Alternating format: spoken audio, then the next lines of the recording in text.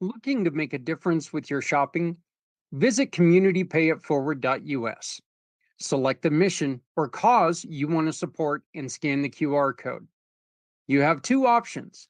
Click the first link and browse our giving partners, or use the second link to tell us what you need, and we'll find the right partners for you.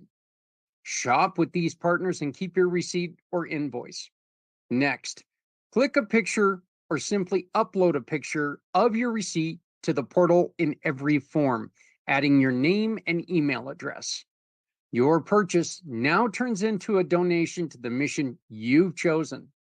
Community Pay It Forward shares your business story with those in need of your services to rally support for those who need us all.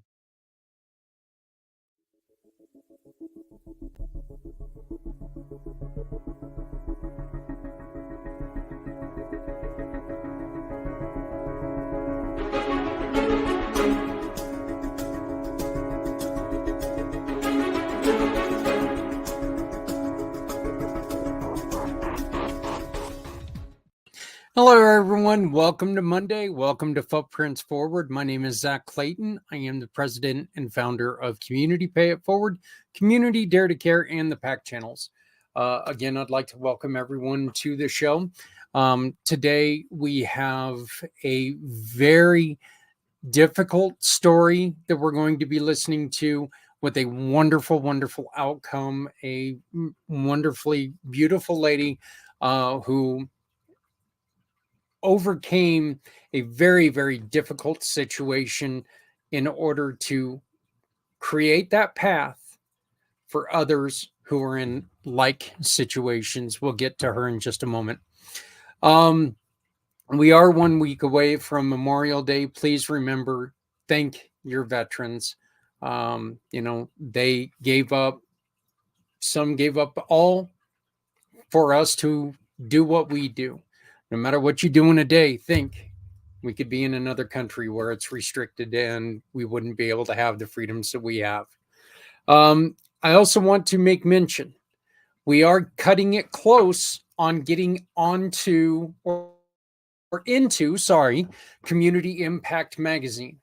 We need your stories. Please, if you would like to be featured on a PAC channel episode, and in the magazine, and in the year-end coffee table book that will be out next July, and also sponsor a nonprofit or a charity organization, have them on the podcast, and have them in the coffee table book, I need you to contact me immediately. We are, once again, running really short on time. And the best way to get a hold of me is by sending a text to 970-909-0751, 970-909-0751. You can also send us an email at communitypayitforward. Wait a minute. You can't send us an email there because that's our website. Community Pay It. Let's try this one instead. It's footprints at communitypayitforward.us. Footprints at communitypayitforward.us. Once again, this is a very, very difficult show. We do talk about mature audience. Moms, if you're happening to be watching this, or dads, if you're watching this and you've got kids around, you might not want them in the room. There is talk about stalking and abuse that happened, but this is truly a very, very important show. And if you've got a child that's coming up on dating age, this is a great show to have. If you are in the dating scene, there's a lot of things that have gone on since, and especially since I was a kid. But things have changed. And for some reason, unfortunately, we have a lot of people out there who have lost that thought in their head on what boundaries are. So Meg went through a very, very difficult time. And she is now taking her story and turning it into coaching. So I would like to once again welcome Meg to the show. And again, mom, dad, if you have kids in the room, maybe this isn't the best episode for them. If you have teenagers in the room, though, maybe, but you check it out first. You be the judge.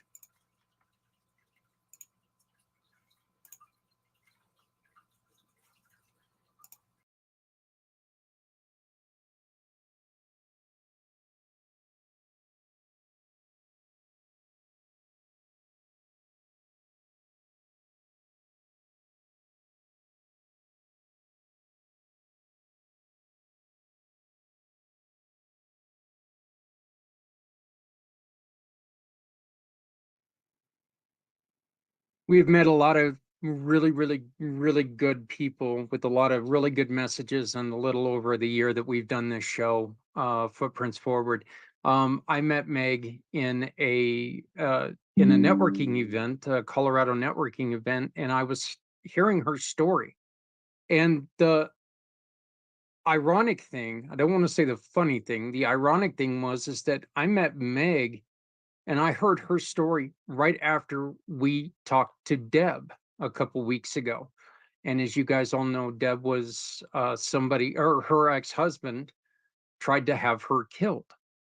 And she was raped and she was hurt in many, many ways.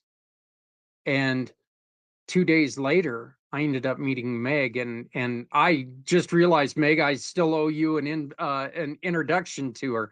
But I am proud to introduce everyone to a lady with another very, very serious story that has created something very, very beautiful. Meg Grett-Pratt, how are you doing? I'm good. How are you? Thank you so much for having me here today. Well, no problem. I love what you're doing because it is something, you and I were talking about it. You and I just met really for the first time in a serious note about 40 minutes ago, and we've been talking ever since. But I love what you're doing because you and I both agree that, things are a lot different now. I mean, when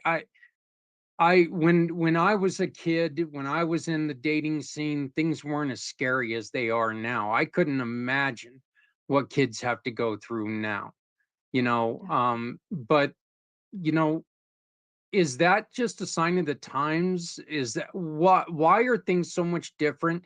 Is it because we're more aware, or why are things so much different for me than they were for my sons?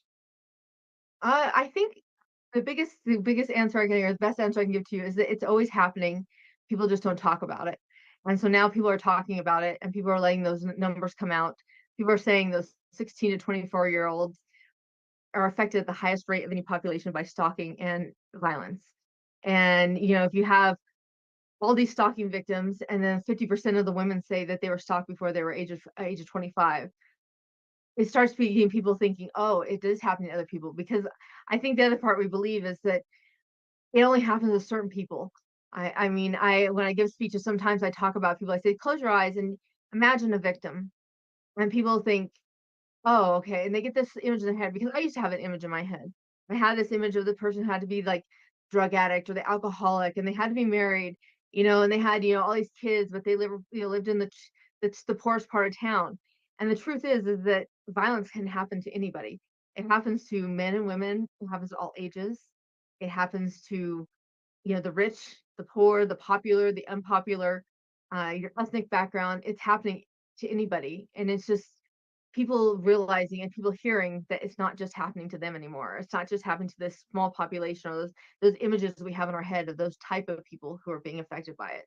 Um, and I think that there's a lot of more campaigns now that people are talking about teen dating violence and teen stalking, and how much is affecting that population. And so now we know, like, oh wow, I would never imagine it's happening to kids, because when we grew up, maybe it didn't happen to us.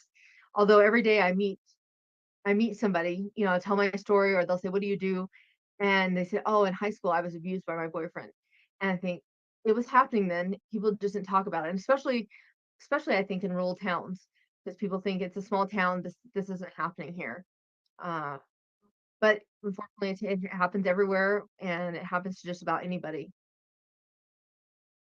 Think one of the other things that you and I did talk about just a little bit ago, that people don't understand when they see that vision is that abuse is not just physical. Right. Abuse is mental. Abuse is there's abuse that people have to go through all the time. You and I mentioned the financial abuse. Look, if I love your tagline. Please share your tagline with us. Well, what's the tagline? The what we were talking about, if with if something's not, if something seems wrong. Oh, if there's something that seems wrong, or if it feels wrong, probably is wrong. And I always say, what I try to say is, if it's not, if this isn't normal, this isn't okay. That's the kind of the message I give to people a lot when when I give them a scenario. This is not normal. This is not okay. One of the biggest that we just talked about was people asking like a digital abuse. People think, oh, it's just digital. It's just it's through the computer. How sad, how hard can this be? How scary can it be? But if someone every day asks you, let me see your phone, let me see who you've been talking to, let me see who you've been texting, let me see who your voicemails are from, that's a form of digital abuse, which is a form of dating abuse or relationship abuse. But it's not normal and it's not okay. And so letting people know that these things, just because it's not physical, doesn't mean it's not abuse.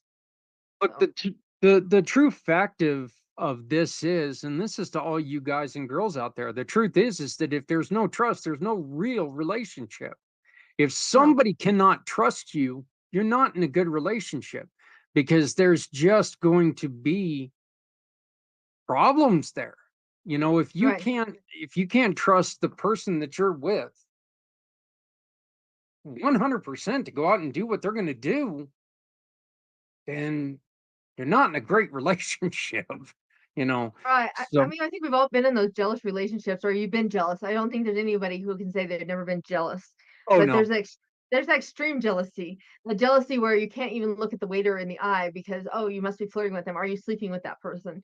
Those kind of jealousy that people have to recognize. This is not okay. This is not normal. This is not okay. You should be either addressing it, but along with trust comes that communication thing. And then when I teach healthy relationships, I always talk about communication. Everything comes back to communication. If you can't trust someone, if you talk to them, you get it across. Someone understands, it alters their behavior. They're better. Great. Communication saved it.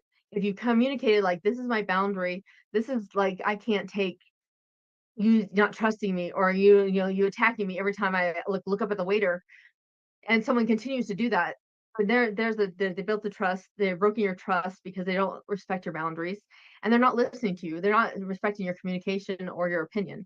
So I think a lot of it, people think, what else goes into a healthy relationship? I'm like, well, communication for one. If you can't communicate with a partner, or you're afraid to talk to your partner, that's really, a big red flag, is that this is not a healthy relationship for you as well. Meg, your story is very important to your mission. And while it's a story that I hate having you repeat, it is very important. So, can you tell us the story behind Meg? Why are you doing what you're doing? Yes, of course. Yeah, I think when I first started sharing my story, I was sharing with counselors and family and friends, and all I did was cry, because that was my life and that was the trauma I was continuing living in. And now there's something about telling my story that makes me feel empowered, and it feels like I'm helping people with my story. So Hmm? the story goes in a nutshell is that I was beginning to work with a man, and we started dating within a few months of working with him, and within 6 months, and actually within the first few months, I didn't see it until the 6-month mark, he got physical. And that was when my eyes actually opened. There's a lot of things that had been happening that weren't healthy all along, but I hadn't seen him, and I'd been compensating like, oh, he's stressed. Oh, it's this. Oh, it's that. And when someone punches you in the face, you kind of go, oh, wait, this is not for me. This is not okay. I'm not going to be a punching bag.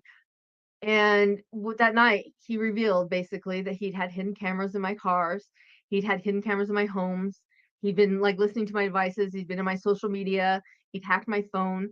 And so he had, basically seen me give someone a ride, 5-minute ride. It wasn't even a big deal, but he exploded over that. And he wanted to kill me for that. That night, if my phone hadn't rang, he was strangling me at the moment when my phone rang. And he just jumped up because he knew it was that guy.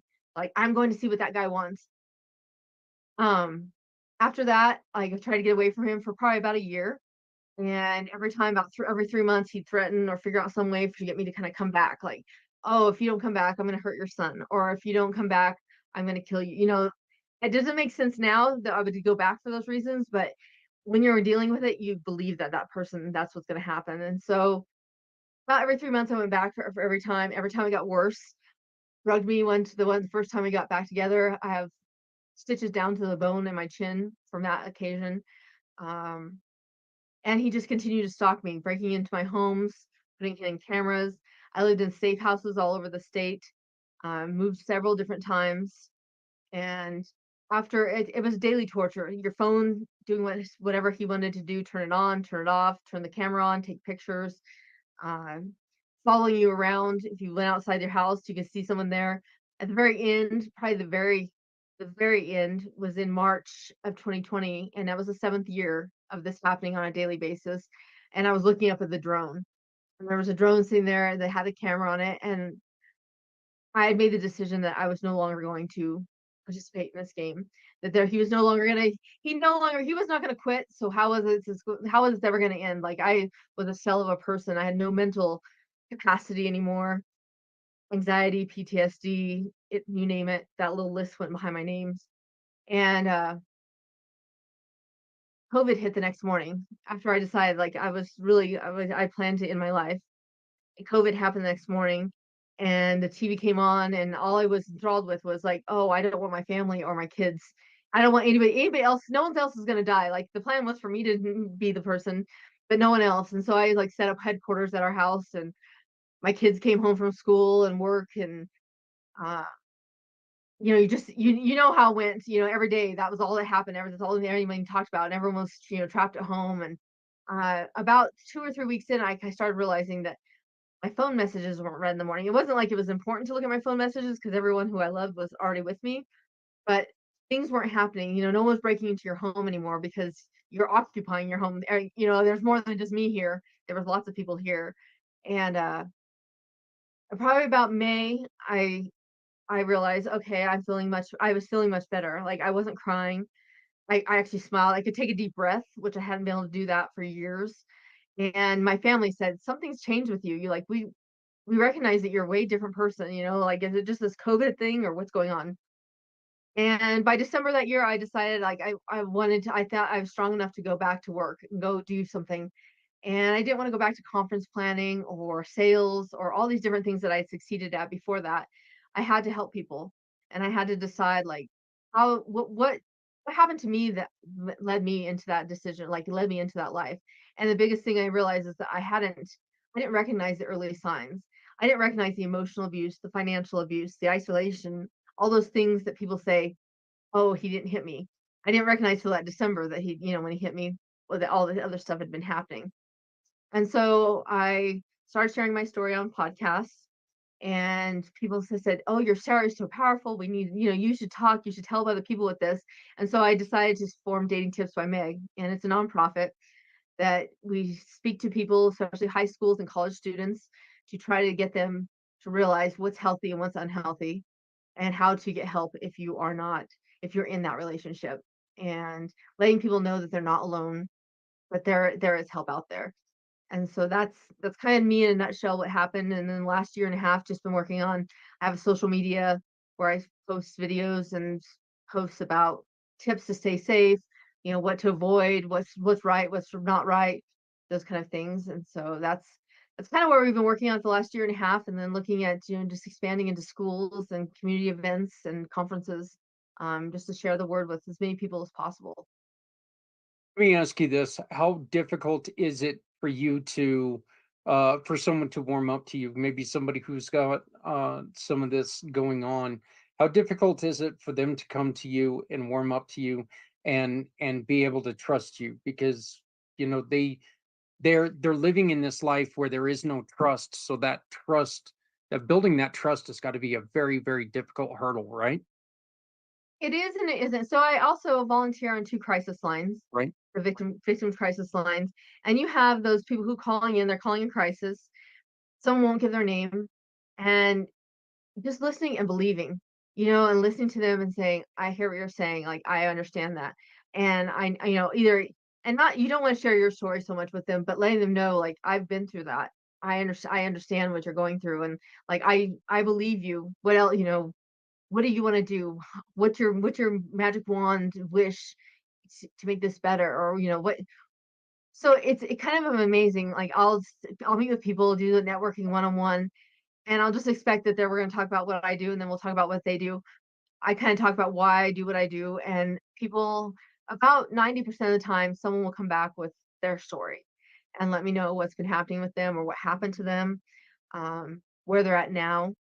I get referrals all the time for people, like, saying, "I think she just needs to hear someone understands what's going on with her." So, it hasn't been as difficult as the warming up part. The hardest part is warming up to the schools, not so much the victims, and being able to share with them, like, just listen to them and understand their experience is real. Um, I think that's probably what the advantage I have over some of the other speakers is that I made it through. I'm a survivor versus a lot of people are reacting to something that happened to their family or happened to a loved one. And I'm like, I am that person. And so I know how hard it is what you're going through. And I know how all these walls are coming up and how no, you feel like you're so alone. And I think that that's one thing the victims just need. They just need someone to say, I believe in you. I hear what you're saying, and I know it's hard, but we can get through this. The school's afraid to talk about this because they're afraid to bring it up. Are they afraid to talk about this because um they're they're afraid to I don't, look, I guess I akin it a little bit to maybe like sex ed, that they're afraid to talk about it because it's something that is difficult to talk about. But this is really something that there should not be any fear to have you come in. There should be a boasting. There should be a, hey, you know what, kids, sit down, listen to this, take this in. Yeah. You think so? You think that the people I mean, I've gone everywhere from, okay, we can eliminate most of the story, but it's the story that gets people to stop and listen. And Mhm. then they believe they you get credibility for what like, okay, this person has some knowledge about it. And then you see you see those heads nodding in the audience. And so you know that people are going through it. I've had the chance to I actually talked to a group of middle school girls about in March, and I was really worried, like, how well I relate to them, because 'cause they're just not quite dating, but most of them are dating, and it was amazing how many people are raising their hands and talking and sharing their experience and sharing, what's going on in the middle school world, and, it just makes me say, why won't the high schools talk about it? Why don't they wanna the colleges are definitely different. They're more liberal because their parents aren't as involved in what the curriculum is and they bring in, but the high schools, I think they're afraid, like, they're gonna get sued, they're gonna their kid's gonna come home and, like, maybe they're gonna recognize that you're not in a healthy relationship as a parent, maybe they're gonna call you out on something. I don't know what the big scary thing is for them, but it's like, just teach these kids this is a life like, you're giving them all the tools to succeed, but if they run into one of these bad relationships and they can't recognize it, this will destroy everything they've been building. Like, as a grown woman, I know that I had this wonderful life going on, and it destroyed me down to nearly nothing of a person. And I thought I was a very strong person. I can't even imagine people who are just starting off in life, this is their first dating experience, and this is what happens to them, like, what it's gonna do to their lives. I think you brought up a good point with the parents, is that, I mean, look, if this is the way that mom and dad are, this is what, and then that's your first relationship, that is normal. And I think that growing from that normal to something different is going to be, I loved your answer about, maybe parents are afraid that they're going to find out that, whoa, our, our stuff's kind of screwed up as it is. So, um, Right. I know one of the things that we talked about that you like to caution people, and when I asked you, what did you need? Because that was exactly what it was. You know, I really, really want to make sure that we hear from someone who's went through this. And Right. your answer is very simple. Meg, what did you need from others? I needed someone to believe me and to listen and to be there for me. I I had a very and I'll just thank them forever and ever. My mom, my kids shouldn't have been on their like level, but they believed, like they understood what was going on. But just having someone listen to you, not be, minimizing something. I think it's easy to say, like, especially if you know the perpetrator and not being like, oh, he could never do that. You just isolate that victim so much more. But someone saying, "I believe what's happening to you. I hear you. What can I do to support you?" And then keeping that confidence, because I think a lot of people, I don't say it's gossipy, but it's kind of it's a gossipy subject. People want to talk about it like, "Whoa, did you hear what happened?" And um, for me, it's just having those people who believe me and then like supported me. I mean, I had the opportunity, not the opportunity, I was mandated to see, an advocate very shortly after, he was arrested because of a restraining order, and I had no clue how bad the relationship was, and she had this little questionnaire, like 25 questions, and when she first started saying it, I was like, "Oh, how bad could it be?" 23 questions later, she's like, "You've checked yes to 23 of these things have happened in your relationship." And it was an eye opener for one, but it was also that she didn't go, "Can't really be that bad, could it? Are you really sure about these answers?" She believed what I was saying, and she knew that this was what my life was like. And it was a big relief to have someone who actually understood what was happening in your world and believed you. And so I think if you can do anything for someone, if someone comes to you, is to believe them, not minimize it, keep their confidence, and then the other thing is to let them they're being controlled by someone already, and to not control, like, what they say, because you wanna say, "Oh, I'm gonna take this, and we're gonna rip you out of here and do this and this." Let them lead you into the conversation. Let them lead what they wanna do and how they wanna do it, because also the victims know their perpetrator the best. They know the abuser, like, "If you do this, he's gonna do this," or, "If I do this," it's a very dangerous time for people to break up with somebody. So don't assume people are not breaking up with them because they're just lazy or they're like, "Oh, she's so pathetic. Why won't she just leave this person?" There's usually a lot of reasons behind why people can't leave, just get up and leave immediately. And so being there and being supportive, even if they do go back, is really important. Did talk about a relationship that I was in, and that was something that, I tried to be there when I could, but I could not understand the reason why she kept returning to, these situations. It was hard for me to understand. That's just a little bit of personal growth on that needed to be made on my part, to where I wouldn't walk in every time, go, pack an effing bag, we're leaving. You know, Right. um, you know, when you go in there full of piss and vinegar and think that you're doing the right thing, but actually what you're doing is you're probably making the situation a whole hell of a lot worse. If you're trying to make somebody make that decision, well, you're not probably, you are making it worse, right? Yeah, I mean, and it's not every time you make it worse, but it's the overall thing that the person's been in this power and control struggle with someone else. That person's told them what to do, how to act, what to eat, all of these different things. And so if another person comes in, even if they're trying to do the right thing, but they're still telling that person what to do, they still have no control over their life. And so, like, little by little, I mean, even if you do rescue the person, maybe the next step is like, now what do you want to do? Now what do you want to do? So if I think you try to do the right thing, and it seems like the right thing to do is just save the person, get them out of that situation, because they're like, obviously sometimes people don't think, they don't know what they want to do at that moment. They're afraid, there's lots going on. All these things are going through their head to what they're contemplating, what would happen if I do leave. but you can still get back the power afterwards. You can still say, "Hey, we're out of this situation, this immediate situation at the moment. What else? What's next? What do you want to do? What do you see, as the next best step?"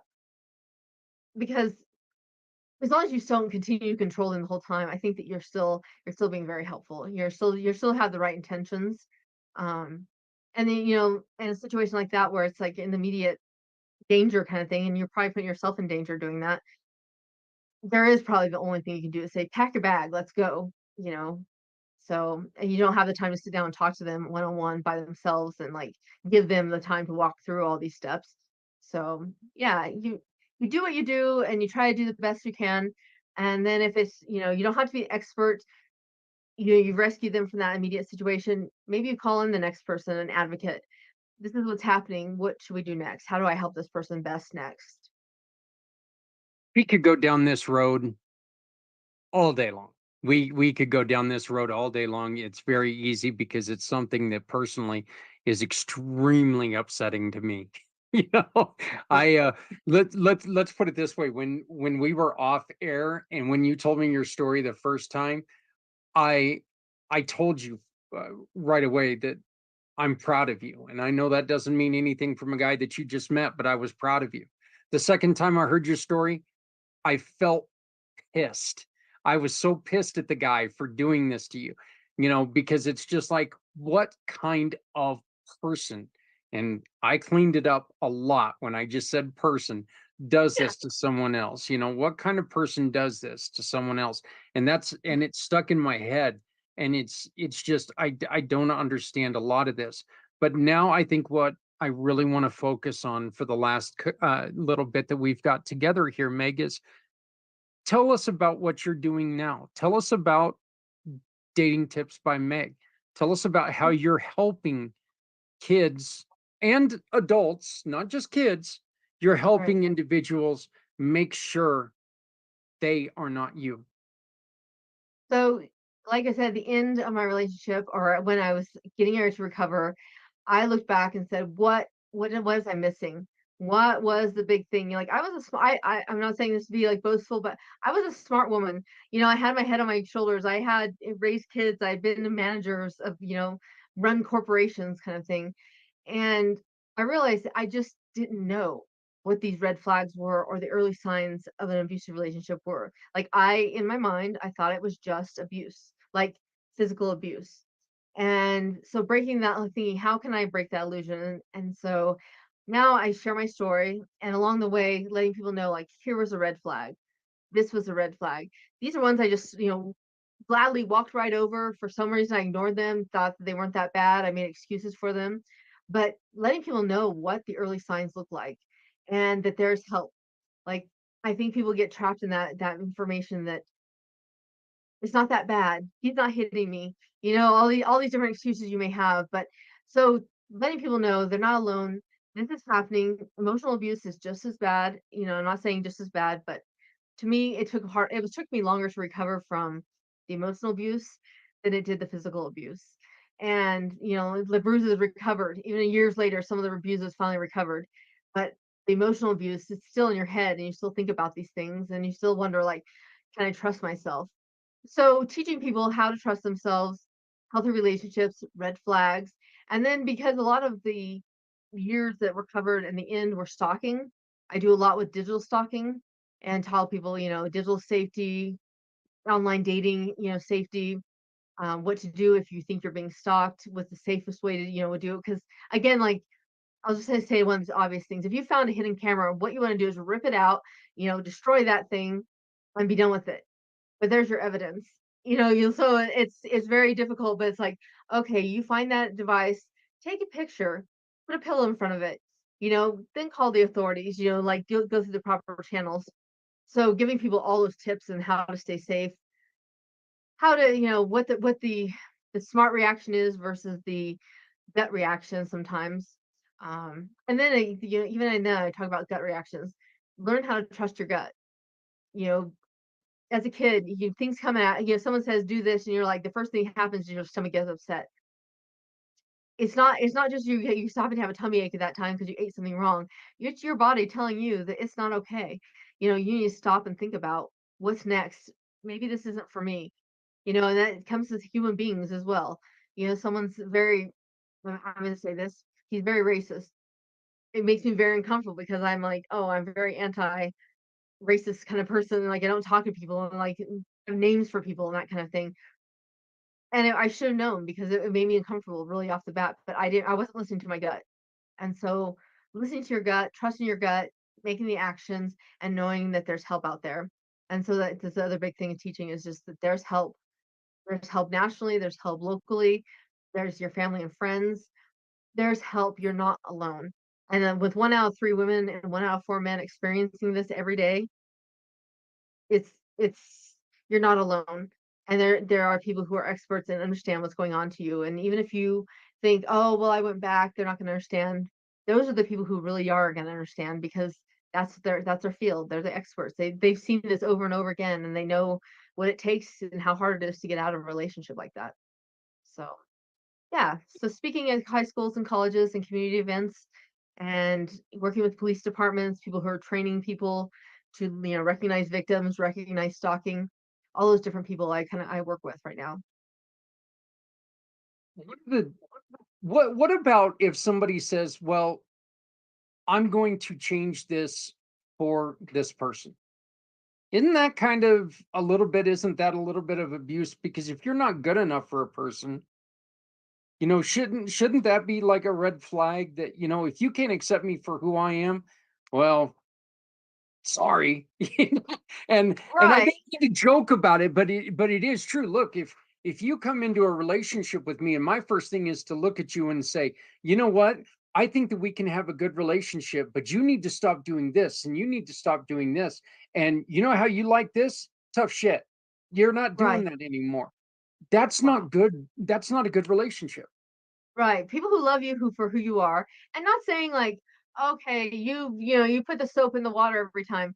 You need to change that. Those are little things. When people want you to change who you are and how you act and like those are things that you should be considering red flags.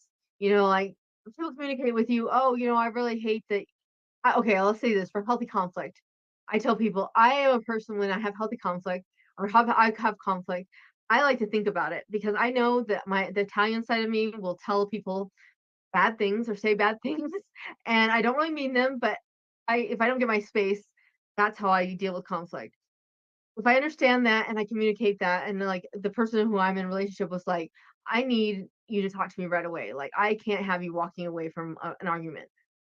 There's a compromise, and so they're not asking you to change, but to understand each other so that you can, better work together is one thing. But someone telling someone like, "Oh, you can't do this anymore, you can't do that anymore, you can't do this," or you have to do this.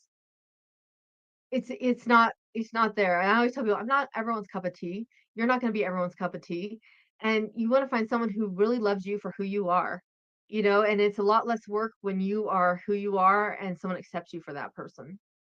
Somebody's trying to force you to leave friends or family behind Mhm. because they don't like them. Well, they don't need to be around you all the time. These are the Right. people that you've grown relationships with. These are people that you've grown comfortable with, and this is your circle. You can't depend on somebody else to build your circle. So just remember that. And if they're trying to force people out of your life who you've loved for a long time, that could be a I setup. Isolation. It's one of the tactics. I mean, and I think the main reason people try to get those people out of your lives is because the only thing they want you hearing is their opinion and Mm. what they think is right. And if you have anybody who loves you and they're like, "Well, that doesn't sound right," they could alter what they can take away the power from that person who's like been kind of mind controlling you all this time. And so that's why they isolate you from family and friends who might, care more about you than what this guy's opinion is. And so guys or girls, opinion may be of you. And so yeah, definitely watch out for people who are trying to isolate you or make sure you don't have anybody else to rely on besides them. Um, and I know that this could be a little difficult question to answer, but I'm just going to ask it anyway, just to make sure. You're on a first date with somebody. If they do blank, that should really be a red flag? They do anything that makes you anxious, that should be a red flag. So they yell at the waiter, makes you kind of anxious, Yeah. like the behavior. They, they say something like they say something very provocative to you that you're just like, oh my gosh, that makes you anxious. You know, there's so many things that like, people could do to make you feel uncomfortable, but it should be one of those first things where you go, whoa, that makes me very uncomfortable. I'm If it makes you uncomfortable and that's the first date, there's no telling what the next escalation and all those different bigger things are going to be. I know that one of the first times I went out with that person, he yelled at like his wait staff and just went crazy on the wait staff. I'm like, oh my gosh, like it wasn't a big deal kind of thing. And it should have been for me going, oh, this is not for me. Like I don't treat people like this. I don't like I'm not one I don't want to be with someone who treats people like this. And again, I walked past the red flag thinking, oh, he's stressed. Oh, he didn't really like this meal. Oh, it's an expensive meal, blah, blah, blah. But it made me very, very, very uncomfortable. And even when we were working together, before we started dating, he was a yeller and a slamming of the doors. And I don't do well with loud noises or people screaming it, just screaming because it makes me anxious. Like, what are you going to do next?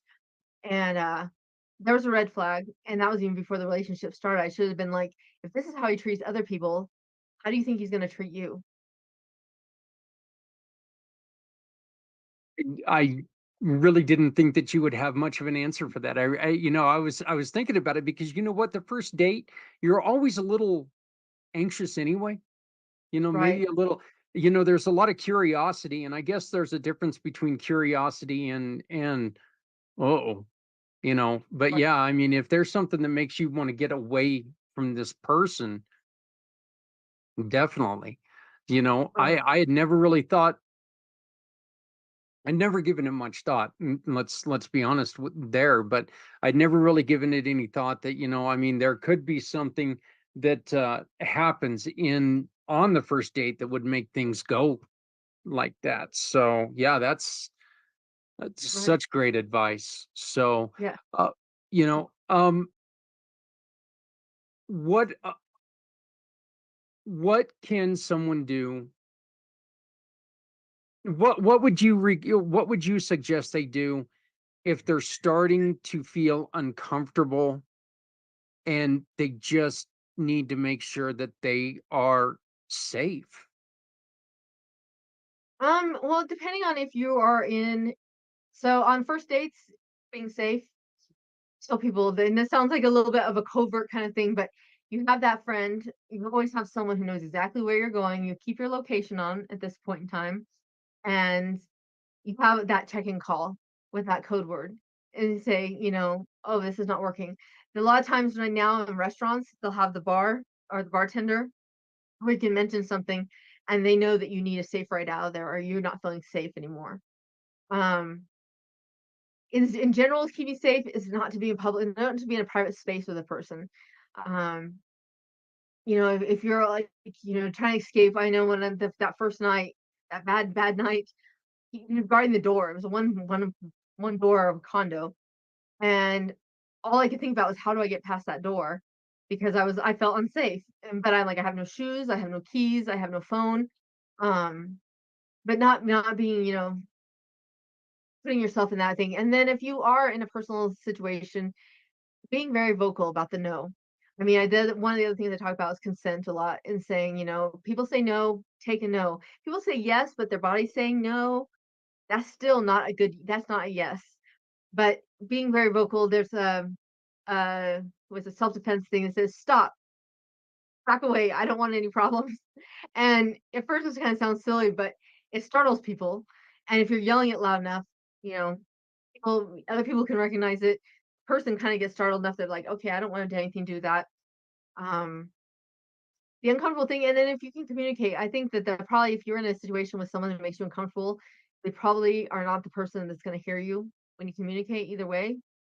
But you can always try communicating like I'm not comfortable with this. This is not, I'm not good with this. I want to leave, and be making things very clear. I know that we as people try to be people pleasers and we don't like to say no, even to, being the church potluck lady, it's like we don't say no. We'd rather be tortured ourselves than say no to somebody else. But saying the no and being very clear, this is a no. Uh, I'm not comfortable with, what's happening in this situation. If you can get to a friend or family or anybody in public, you use that as a, your safety buffer. And if people are bystanders, be brave enough to say, "Are you okay? You don't look like you're okay. Do you need help?" And if it feels like a situation you can't really get involved in, then go find someone else to intervene and help. Find an officer, find somebody else, security, campus security, find someone who has authority to make things stop. But don't just give up just because you're like afraid to say no, afraid to speak up for yourself. Like, what are the perpetrators? What are they going to do? What are they going to use to get you to come back? Threats. A lot of them are threats. Threats that like I'll hurt your family, I'll hurt your pet, I'll hurt your kids. Um, I'll expose you. A lot of times these people made you do something you're uncomfortable with in the first place. And so I'll expose those pictures, or I'll tell somebody that you're a bisexual, or I'll tell someone you're homosexual. Like they have no problem making you out to be a bad guy or exposing your deepest secrets. I had recently had someone who said just wanted this picture so badly, and I'm like, I'm not doing it. I said, do you know how many times in a day or a week I tell people, do not sext. Like you do not know who you can trust. Once it's out there forever. And it was very hard to get that through. The person's like, "I've been threatened with something that I did, and I'm regretful, and I've learned from that mistake, and that's why I teach people not to do it anymore, or not to do it." And you know, not feeding them in more information, especially in first dates. Don't give them too much information that they know so much about you that they have something to dangle over your head. We So we did talk about that earlier too. We as a human species, we tend to answer questions or give answers to questions not yet asked, and this is dangerous. You can't, um, you know, you can't give away everything and let people know about it. Pete, the perpetrators will spend a lot of time building up that that weapon, won't they? You know, they'll convince you it's okay to do that thing that maybe you're not too comfortable with, and then they've got that in the bank. right. Oh yeah. They've always got like this game plan going. I don't know if they get a book in the beginning when you want to be an abuser, but it's like they follow it to a T. Like, and then we'll gather some information, and then we'll have pictures of this information, or we'll keep a text message of this information. Um, we'll have cameras installed, so we'll watch you do something that you're ashamed of doing. I think that they do it, and just kind of like I talked about physical, like emotional abuse escalating to physical abuse. When they lose control of something, they bring out the next target or the next weapon. And if that weapon doesn't work, they bring out the next weapon. And then it just kind of escalates to, someone being physically assaulted. Like that's, your life and death part where you're like, oh, okay, that scares me enough. Maybe I'll behave again. Um, but yeah, I think that's what they set out to do in the very beginning. And I always wonder from my own experience, like why did you do this to me? Like why was I such a conquest, or why did this have to happen for so long? Did you set out in the beginning just to destroy me? I have no clue still, but uh, yeah, I think you have to watch out for what you are giving them easily, ammunition, and kind of keeps those secrets closer to you. There's lots of things you can share with someone to get close to somebody without sharing your deepest, darkest secrets. How difficult is it to be a mom now, knowing that this is a threat to your daughter? This is a threat to your son. How difficult is it to be a mother? And do your kids, knowing the situation that you were in, do they accept it, or is there times that they still sit there and go, "Mom, enough"? Yeah. You know, my daughter was 9, my son was 18 when this first began, and I sadly, I mean, my daughter maybe not want me to share the story, but she said the saddest part is at one point because he was such a great like carnival dad because we both had kids, and on the weekends, certain weekends we'd have them. Um, that she actually thought he was a better dad than her real dad. Like he's so much fun, and now and then to find out later what he'd done to me, she was just like so ashamed, like that she let him do that. I said, "What do you think happened to me?" I said, "I let him into our world. I made you trust him and believe him, and now I've seen how much he's hurt everyone, in my life." But being a mom, I think I've been very vocal. I'm one of those parents that are a little too honest with their kids. Probably, like, we have those conversations sometimes when they share stuff. I'm like, wow, okay, is my face doing that wow thing? Or I hope I'm just looking normal because I want them to come to me with things like happen. And I know my daughter has been in the bad relationship, and communications helped her. I know that my son was in an abusive relationship with a girl, and she literally was gonna just do this to destroy his life because he wouldn't give up. She wouldn't give up what she wanted him to give up. And it was like, but being a mom, I'm very proud of what I like, where I've come from. And I have to say, I'm very thankful for the people that they kept supporting me. And even though I like screwed up majorly, they, they've always been there for me, and they're always there. I'm proud of you, mom, especially what I'm doing now. I'm proud of this. I'm so happy that this is happening for you. And um, I have some amazing kids that like understand because now I have a daughter who's 21 and a son who's 30, and they back me 150,000% all the time about what I'm doing, and they help with their friends. I think my friend might be in a thing. Can you talk to her? So it's gonna come full circle. And you know, I have to say that I have a lot of shame and regret about what happened because you tear people through like hell for 7 years. But I learned, I'm on the other side now. I've learned this lesson, and all I can do is do the best I can nowadays. But my biggest priority always was, being a good mom to my kids, even when I was at the lowest part of my life. So, Ironically, our kids are the same age. oh Um, really? yeah, yeah. Free turns 30 this year, and or just turned 30, and yeah, Justice turns 22 in July. So yeah, Oh wow, yeah. but yeah, um, and you know, I like you, um, it. I'm embarrassed of what I allowed my kids to have to deal with a lot of the Hmm. stuff that I've done before. I make it no secret that I was, I was going through difficult things, and I dealt with it wrong. I was an alcoholic. I was a bad alcoholic. Um, I'm one of those guys that I never wanted to finish second in everything. I mean, I smoked 3 packs a day. I I, I drank, and I mean, I drank everything I could get I would start at 8 in the morning with screwdrivers, be on beer by noon, and still be drinking Captain Morgan's at 2 o'clock in the morning. That's just who I was. And I put my sons through that. And I know that now they look at me and they're like, hey, you, you put a lot of pain on, you put a lot of blame on yourself for a lot of stuff in which you weren't a great guy, but you weren't the asshole that you think you were. And I'm like, no, I was. you know all it's right. it's hard not to take that on yourself. And I mean, I think that there are times that I know for a fact I put more blame on myself than anybody else does. And so I can imagine everything that you're saying. I can understand. And like you, I love hearing from my sons when they just call to say hi.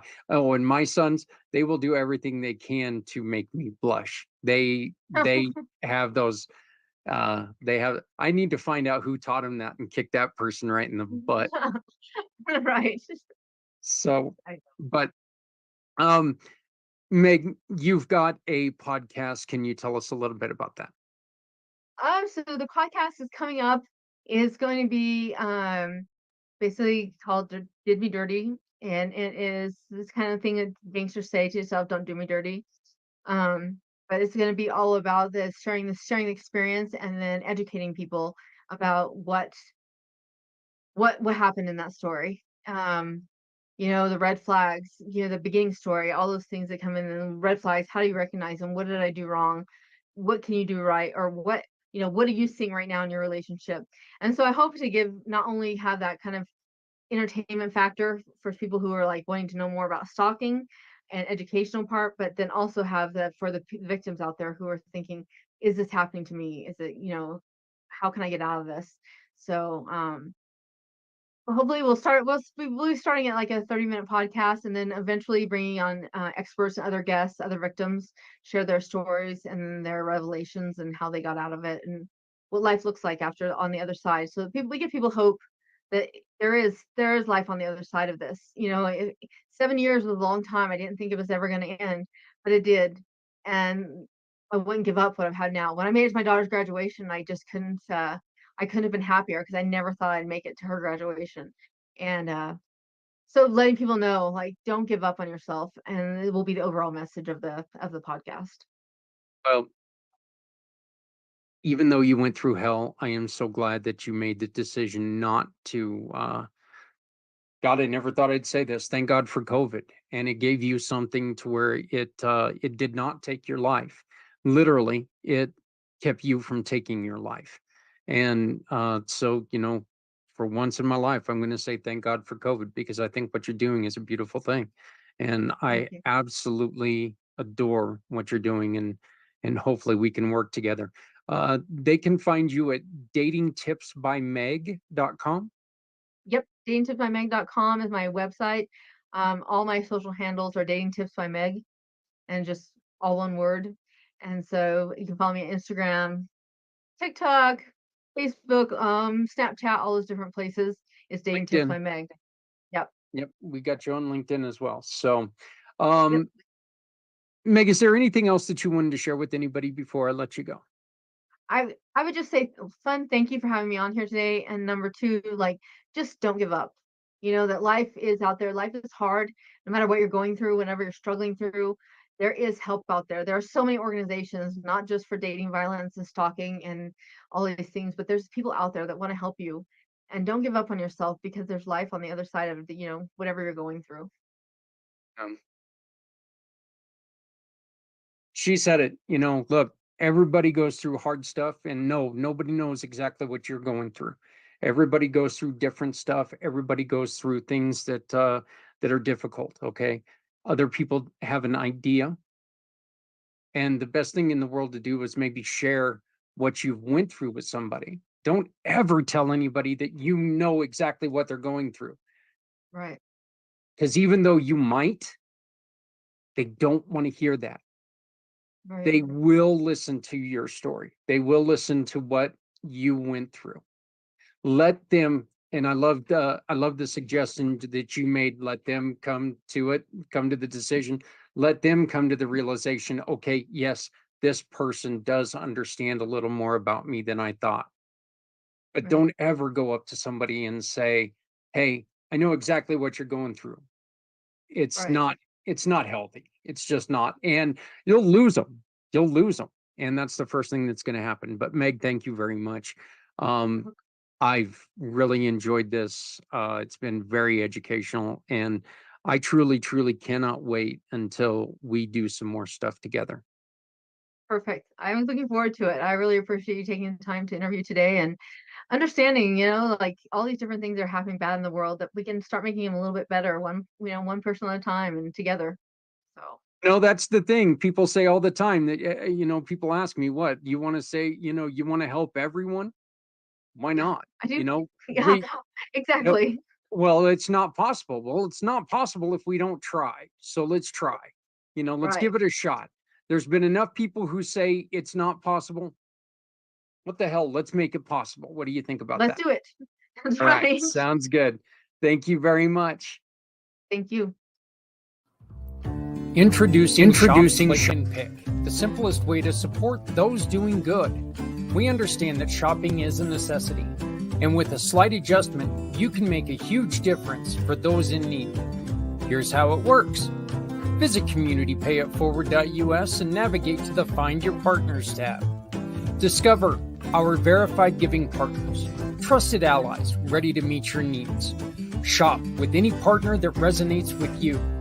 Click a picture of your receipt or invoice. Pick a mission partner you wish to support and use their QR code to send a receipt to us. Then all you have to do is sit back and enjoy your purchase, knowing you've made a meaningful change for someone in need.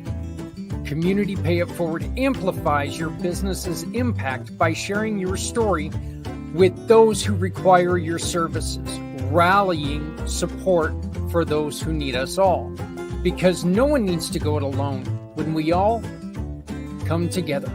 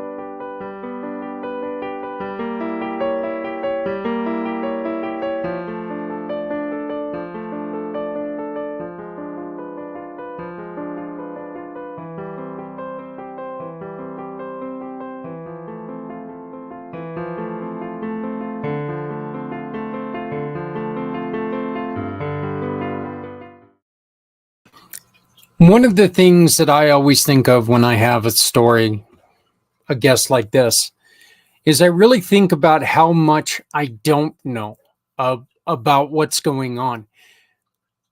Her story really brings to me the fact that there is so much more about what's going on out there that, you know, I haven't thought of or I haven't put any thought into, which is sad. It's not that I'm not one of those people who are trying to avoid thinking about situations like that, but it is sad that it takes sitting down with somebody who went through something like that for me to understand that we've got such a long way to go. Um, I do find it very interesting though that once again, as always, what's the main thing that we heard to do for somebody? Listen. From show one to now,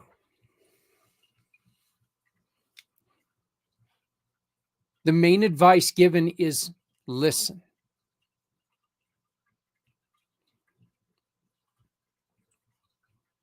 I mean, I do kind of wish that there were other things that, we could do, but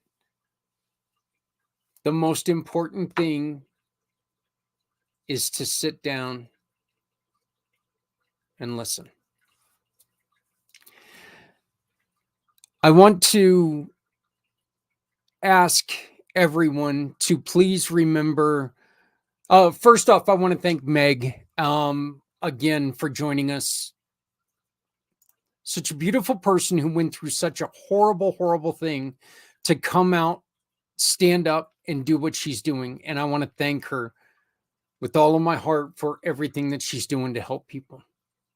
You can find her again at datingtipsbymeg.com, datingtipsbymeg.com. Email her, datingtipsbymeg@gmail.com, datingtipsbymeg@gmail.com. Or you can also find her on LinkedIn, Meg Grett-Pratt. Meg Grett-Pratt. I mentioned it earlier, and I'm going to ask everyone to do me a favor, and you don't owe me any favors by any means, but I'm going to ask you to do me a favor. We talked about this last year, and I really want to bring it up again. I haven't decided if I'm going to have a show next week or not yet. But if we do, it's going to have a memorial theme to it for Memorial Day.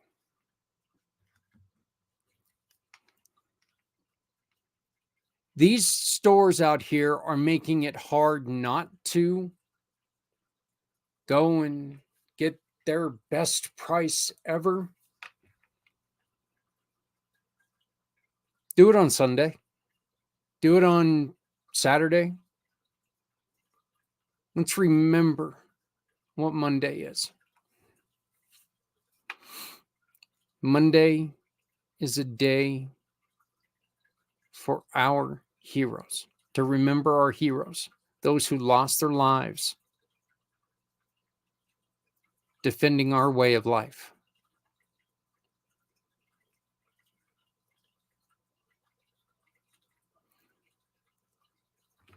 We discussed this last year, and I'm just going to say it again.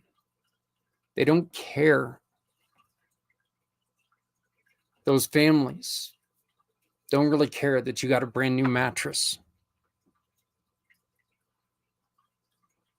So for people saying, come and get the greatest sale ever on our Memorial Day sale, they're doing a great disservice to the memory of our heroes.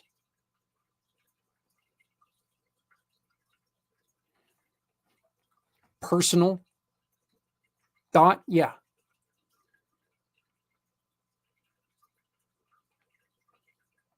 In my mind, this is one of the major holidays in this country.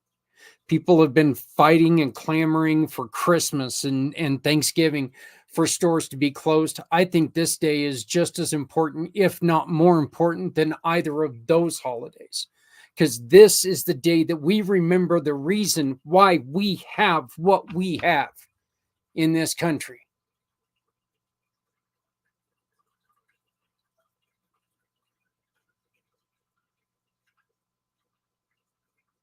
Please think twice about going out and shopping on this day.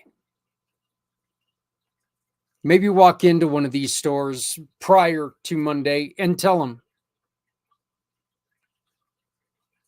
this ain't cool. This ain't cool.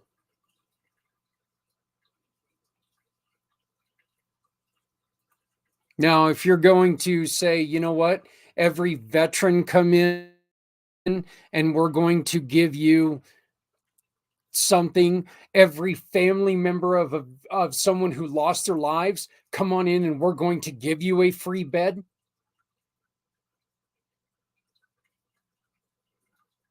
You have something there. But just throwing your wares out there and using Memorial Day,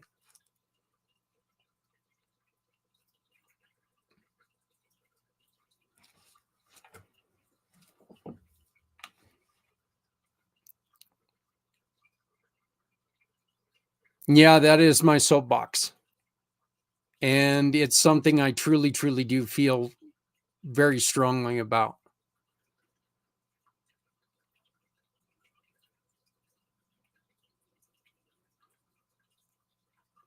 Memorial Day is about remembering those who lost their lives. And again, their families don't care that you're going to go out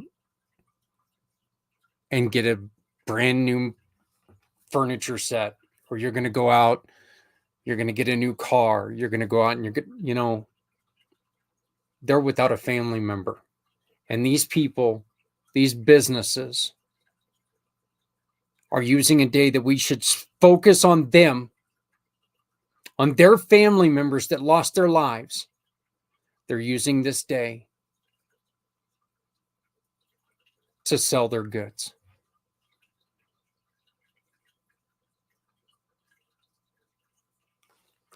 Look, you already created Valentine's Day, okay? You already created a holiday for Valentine's Day. I have nothing against Valentine's Day. Absolutely nothing. But how about maybe the next weekend, the following weekend, maybe the following Monday, we have, hey, it's National Furniture, buy a new furniture day. Hell, I don't care. Do it on Tuesday of next week. Call it the Thank You Veterans Day sale. Tie in veterans somehow. But just to use this holiday to sell your goods,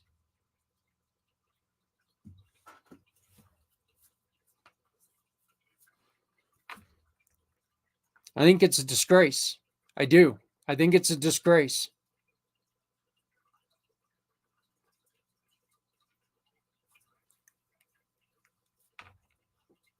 A lot of people get mad at me on that too, and I don't care. I'm going to get mad at every time I see one of the commercials.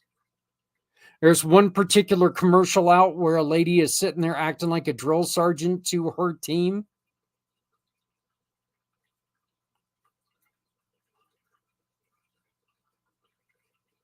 Unbelievable. Just unbelievable.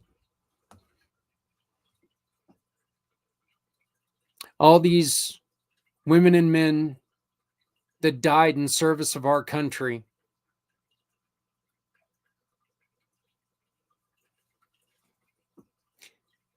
And they're going to put themselves on equal ground to sell you a couch.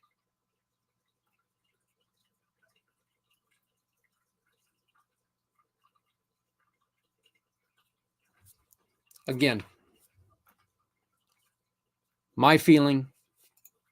I apologize if I offended anybody, but you're not going to change my mind on this. Hey, you know what? If you have a story like Meg's and you would like to come on and you would like to join us, the QR code above is the best way to do that. Scan that QR code.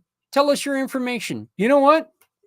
If you would like to join me on my Wednesday show and argue why Memorial Day is a great day to pimp your goods, let's talk. But you're going to have to be damn convincing. I'll tell you right now. If you, hey, look, if you are a vet, if you are a store owner who you lost somebody and you're using this day to as memory of him or her, and you're sitting there and saying, you know what, this was their favorite day, or this was their, fine. I'll back off from your store. But if you're just using this day, the importance of this day, to tell others we're equal to the men and women who died for this country, shame on you. Again, would you like to join us? QR code up in the corner, please. If you would like to get a hold of me, if you have anything that you would like to respond, send me a text, 970-909-0751, 970-909-0751. If you'd like to talk to me, just leave the text, say, hey, could you please give me a call? Let me know what it's about. I am very, very busy with other things that we got going on, so I don't always have a chance to answer the phone. But 970-909-0751, if you give me a call, I will do my best to call you back. If you want to get a hold of me in any other way, website is communitypayitforward.us, communitypayitforward.us, and you can always look on the navigation bar for Footprints Forward, where this show will appear. I want to thank you all very, very much. Again, I don't know if we're having a show on next Monday. But I want to thank all the families out there who have sacrificed a loved one. And I want to thank every veteran that has ever served our country. Thank you for all that you've done. Please remember to love somebody out there, because somebody out here loves you. Sorry. If you're not helping someone, you're hurting everyone. Please remember, no one has to go it alone when we all come together.